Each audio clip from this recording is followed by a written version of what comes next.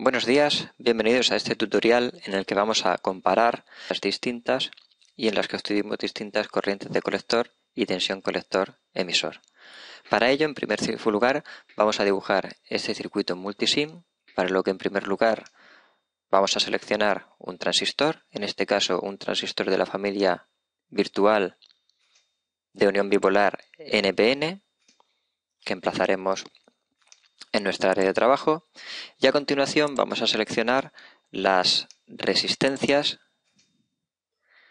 que se van a emplear para polarizar el colector y la base. La primera de ellas es una resistencia de base de 560K que colocaremos próxima a la base, y en segundo lugar la resistencia de colector de 1,8 kiloohmios que vamos a rotar y a colocar para polarizar el colector. Si queremos modificar los nombres de estas resistencias, hacemos doble clic en la etiqueta, vamos a la etiqueta y en la referencia modificamos el nombre. Esta sería la resistencia de base y esta otra la resistencia de colector. A continuación vamos a colocar la tensión de alimentación de continua como una etiqueta de VCC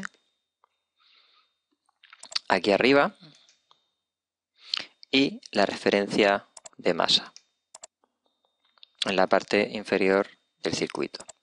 Modificaremos el valor de tensión de alimentación a 15 voltios como en el ejemplo y a continuación procederemos a conectar o interconectar los distintos componentes del circuito. Para poder medir los valores de corriente de colector, corriente de base y tensión colector-emisor, vamos a colocar tres indicadores fijos de la categoría aquí arriba de indicadores, un medidor de corriente en continua,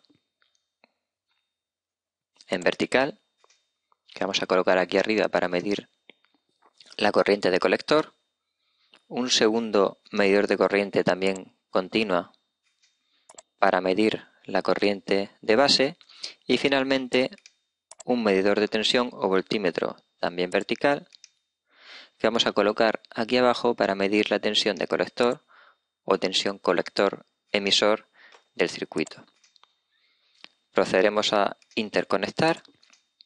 Los amperímetros, recordemos que están en serie con la línea en la que queremos medir. Y finalmente el voltímetro lo vamos a colocar en paralelo con el colector del transistor y la masa del circuito.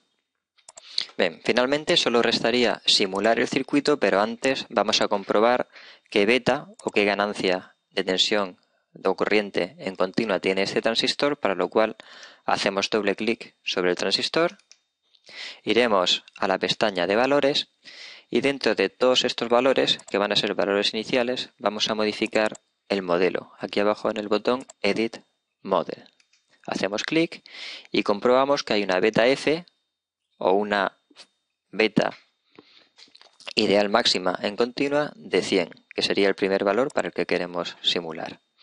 Bien, no hay que modificar este valor, luego damos al botón de simulación y comprobamos que para esta beta 100 los valores son muy aproximados a los calculados. La corriente de base es de 23 microamperios, es decir, 0,023 miliamperios, parecido a los 25,5 microamperios que habíamos calculado, y la corriente de colector que habíamos calculado para 2,55 miliamperios es aproximadamente 2,56 miliamperios.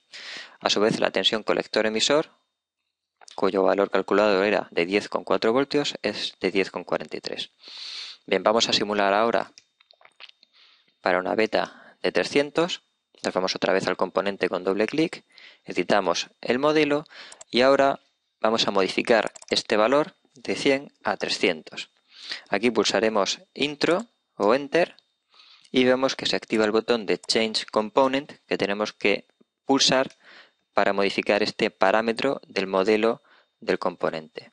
Hacemos clic en OK y ahora para esta beta de 300 volvemos a simular y vemos como los valores obtenidos ahora en la simulación varían en la intensidad de colector y la tensión de colector emisor. La corriente de base sigue siendo la misma, 23 microamperios, pero ahora la corriente de colector es de 7,6 miliamperios, similar a la corriente de colector que hayamos calculado para la beta 300, y la tensión colector emisor o la tensión de colector es de 1,33 voltios, muy similar a los 1,23 voltios que hayamos realizado en el cálculo.